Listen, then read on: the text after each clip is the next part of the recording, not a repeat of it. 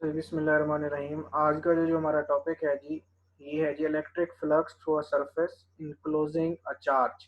एक सरफेस जो है जिसने एक चार्ज को इनक्लोज किया हुआ, उसकी वजह से इलेक्ट्रिक फ्लक्स कैसे कैलकुलेट किया जाएगा।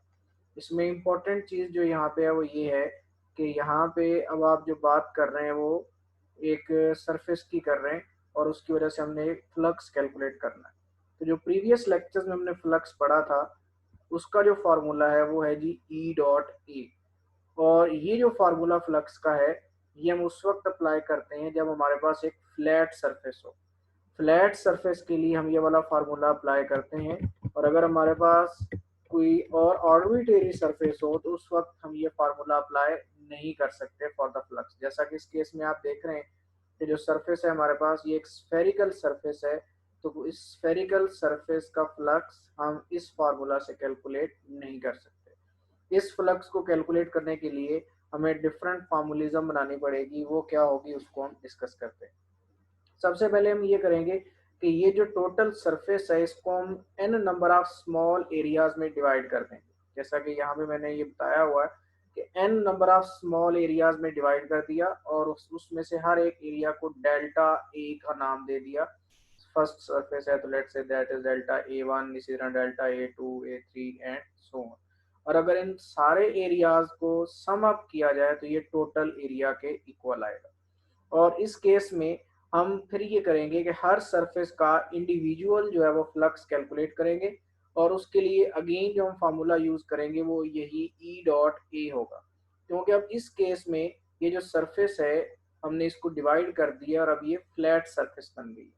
और हर पॉइंट पे जो इलेक्ट्रिक फील्ड वेक्टर है और जो एरिया वेक्टर है ये एक दूसरे के पैरेलल है। दूसरे लफ्जों में हम ये कह सकते हैं कि हर सरफेस का जो फ्लक्स होगा वो क्या होगा, वो मैक्सिमम होगा। तो इस को यूज करते हुए हम जो है वो फर्दर टोटल फ्लक्स कैलकुलेट करेंगे।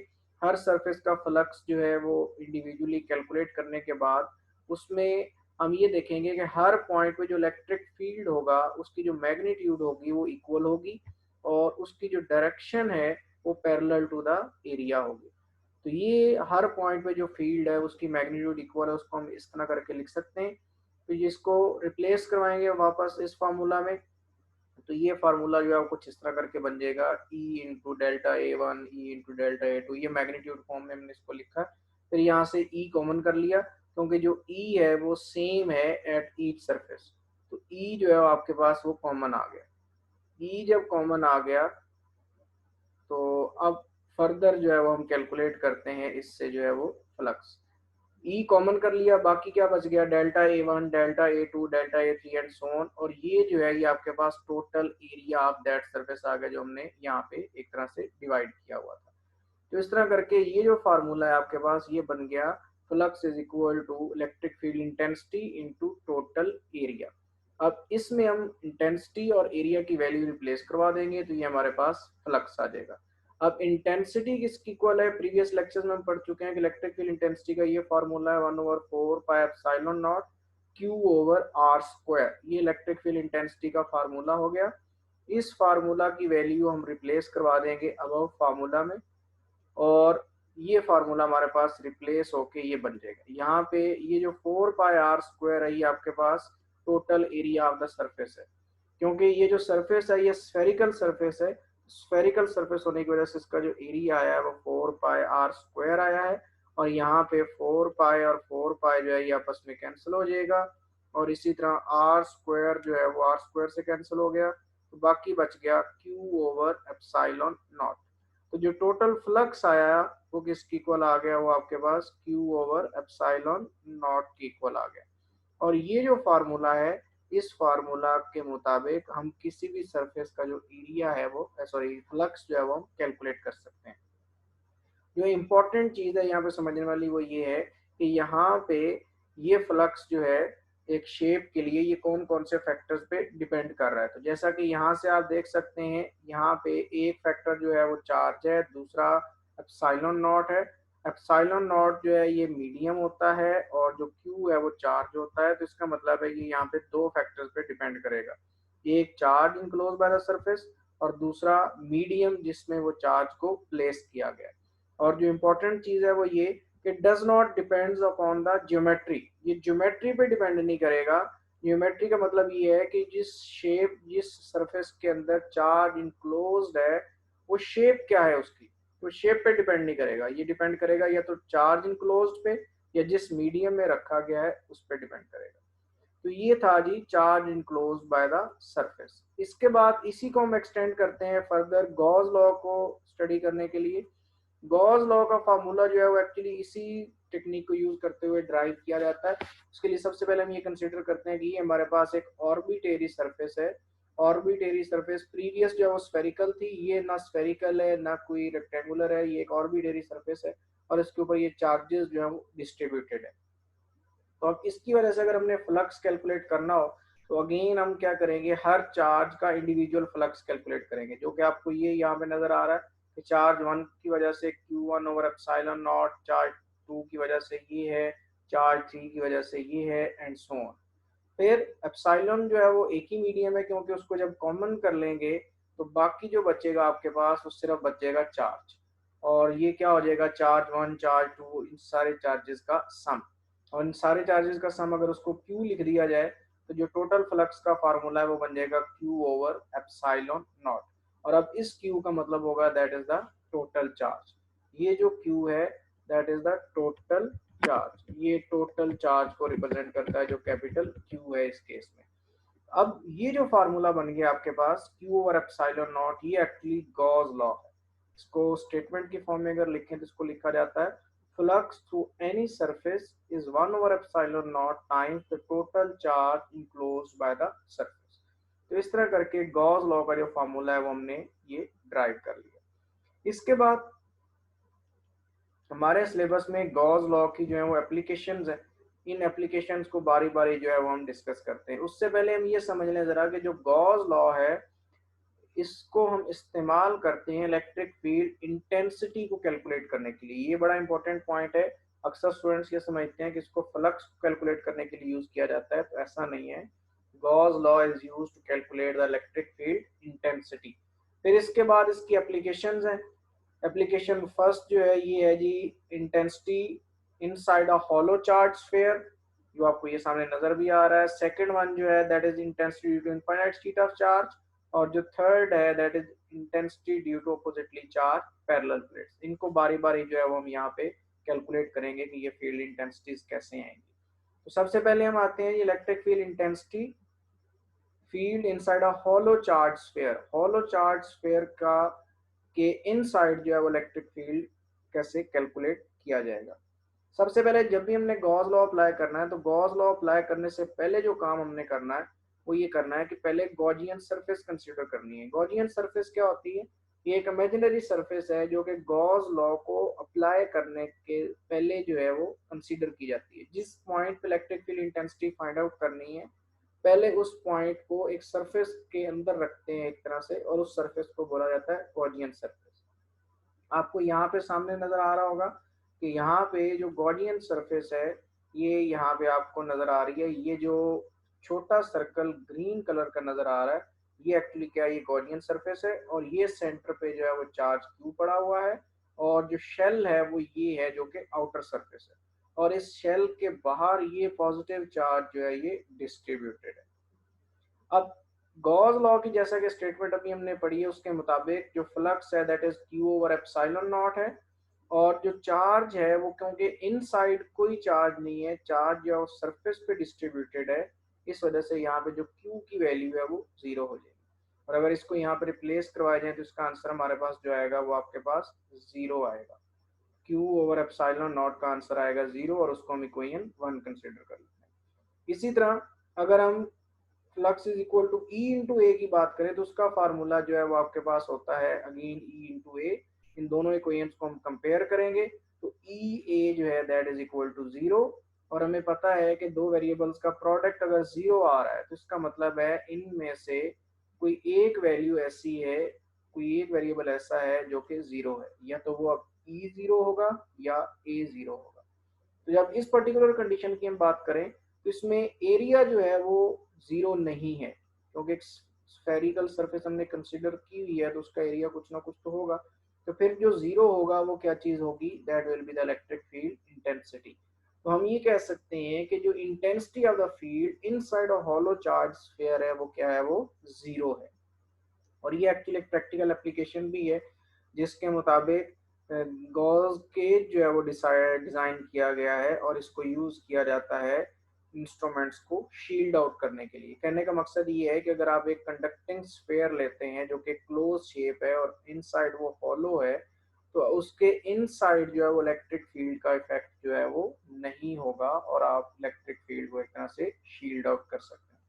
तो ये था जी गॉस लॉ की फर्स्ट एप्लीकेशन जो कि थी intensity of the field inside a hollow charge sphere. इसके बाद हम नेक्स्ट एप्लीकेशन की तरफ जाते हैं। सेकंड एप्लीकेशन कौन सी है जी, इनफाइनाइट शीट ऑफ चार्ज।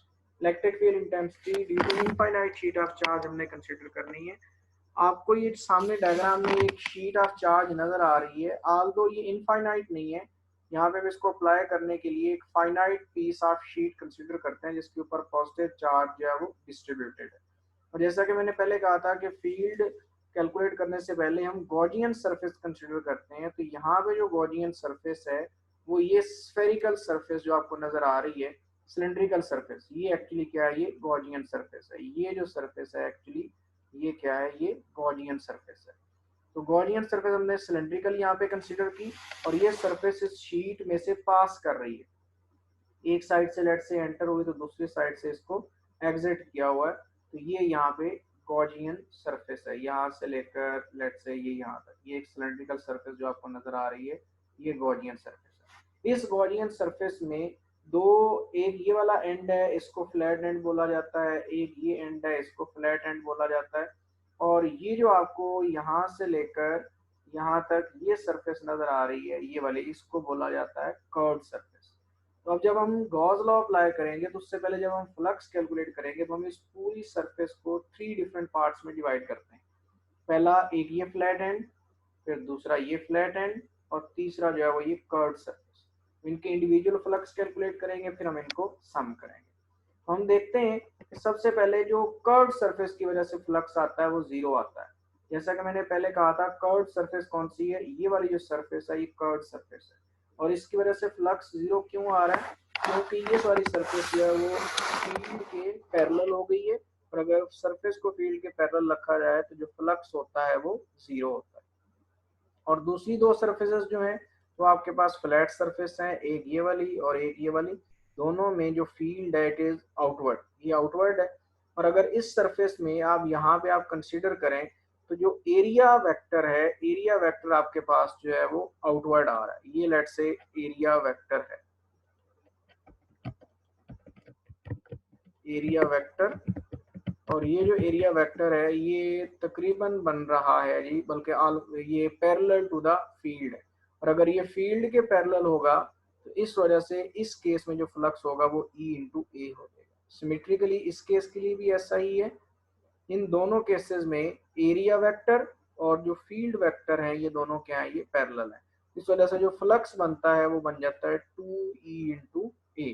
एक E इंटू ए इसकी वजह से और एक E इंटू ए इसकी वजह से है। ये पॉइंट यहाँ पे समझने वाला है कि इस सरफेस की वजह से फ्लक्स कितना होता है।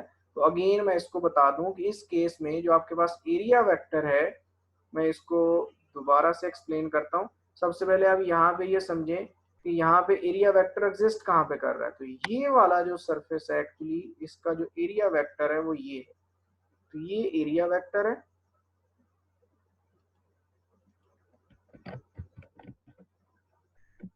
Area vector. और इलेक्ट्रिक फील्ड वेक्टर जो है वो आपको नजर आ रहा है कि वो इसके पैरेलल है। इलेक्ट्रिक फील्ड वेक्टर ये और एरिया वेक्टर जो है वो ये। और जब एरिया वेक्टर और फील्ड वेक्टर पैरेलल हो तो फ्लक्स क्या होता है, मैक्सिमम। सिमेट्रिकली इस एंड पे भी ऐसा ही है। तो इस वजह से जो टोटल इस केस में फ्लक्स बन जाता है वो E इंटू ए बन जाता है। तो ये एक्चुअली पॉइंट यहाँ पे समझने वाला है। अब इसी को हम नेक्स्ट प्रोसीड करते हैं। टोटल फ्लक्स इस केस में फिर कितना हो जाएगा, वो 2E इंटू ए हो जाएगा। और उसको हम कंसिडर कर लेते हैं कि वो ये है जी हमारे पास इक्वेशन 1।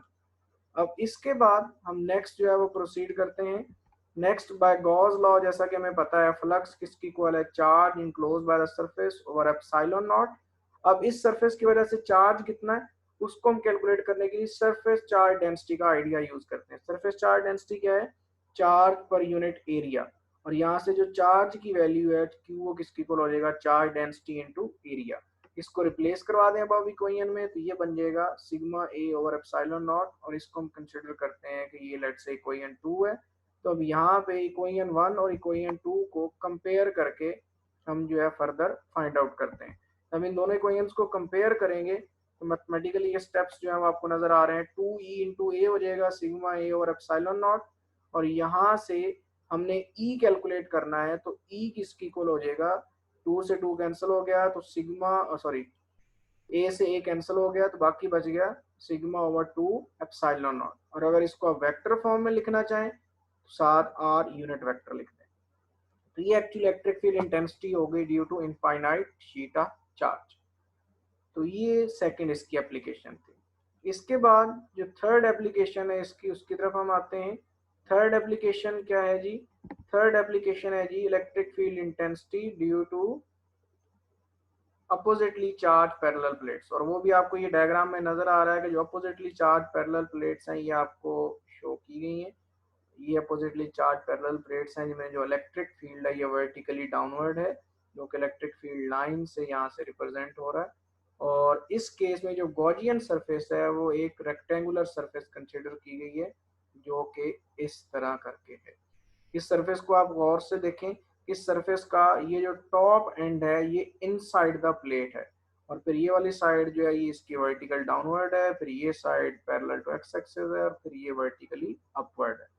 अब जब हमने इसके लिए अगेन फ्लक्स फाइंड आउट करना है, इन पूरी सरफेस को हम 4 डिफरेंट पार्ट्स में डिवाइड कर देंगे। एक सरफेस लेट से ये बन गई, एक ये है, दूसरी, तीसरी और ये चौथी। इन चारों की वजह से सेपरेटली हम कैलकुलेट करेंगे। सबसे पहले हम इस सरफेस की वजह से कंसीडर करते हैं, टॉप सरफेस है। तो टॉप सरफेस की वजह से जो फ्लक्स है वो क्या है? वो जीरो है। इसकी क्या वजह है? क्योंकि ये जो सरफेस है ये प्लेट्स के अंदर है, प्लेट यहाँ तक है, और ये जो सरफेस है ये आपको नजर आ रही है, प्लेट जो है वो अगेन, प्लेट का एरिया जो है वो ये है बाउंड्री, और ये जो सरफेस है ये उसके अंदर है। इस केस में यहाँ पे चार्ज जीरो है। जहाँ पे चार्ज जीरो है तो इसका मतलब ये हुआ कि वहां पे फ्लक्स क्या हो गया? वो जीरो। इसके बाद अगर हम नेक्स्ट बात करें बॉटम वाली सरफेस, ये बॉटम वाली सरफेस है। तो इस केस में जो फील्ड और जो सरफेस है ये क्या है? ये परपेंडिकुलर है, तो इसकी वजह से फ्लक्स क्या होता है? वो मैक्सिमम होता है। बाकी 2 सरफेसेस रहेगी वर्टिकल एंड, एक ये वाला और एक ये वाला। आप यहाँ से देख सकते हैं कि ये जो दोनों वर्टिकल एंड्स हैं ये क्या है? ये पैरेलल टू द फील्ड है।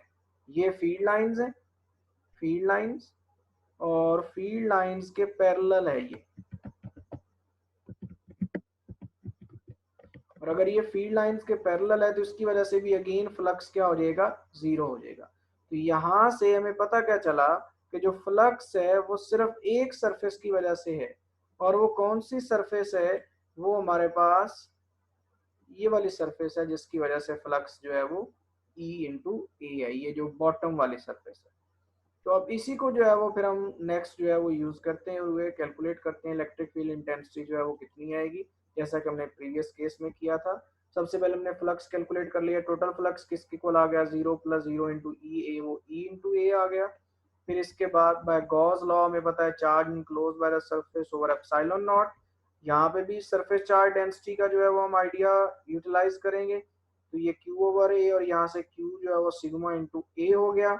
और फिर इसी तरह हमने इसको कंसिडर कर लिया कि ये इक्वेशन 2 है हमारे पास, इक्वेशन 1 और इक्वेशन 2 जो इनको कंपेयर किया तो E A is equal to sigma A over epsilon not आ गया। यहाँ से अगर इसको हम फर्दर एक्सटेंड करें तो आप लिख सकते हैं कि जो एरिया है आपके पास वो किसकी इक्वल आ गया, सॉरी, इलेक्ट्रिक फील्ड इंटेंसिटी किसकी इक्वल आ गई? Sigma over epsilon not. और अगेन अगर इसको वेक्टर फॉर्म में लिखना चाहें तो sigma over epsilon not into R unit vector आ गया। इनफाइनाइट शीट ऑफ चार्ज के केस में यहाँ पे जो है वो आपके पास 2 आता है, लेकिन जब अपोजिटली चार्ज पैरेलल प्लेट्स की बात होगी तो सिर्फ एप्सिलॉन नॉट आएगा। बाकी जो है ये फैक्टर्स जो है ये सेम रहेंगे। तो ये था जी हमारे पास गॉस लॉ और गॉस लॉ की एप्लीकेशंस। मुझे उम्मीद है कि काफ़ी हद तक आप लोगों को हेल्प आउट करने का समझने में। शुक्रिया। थैंक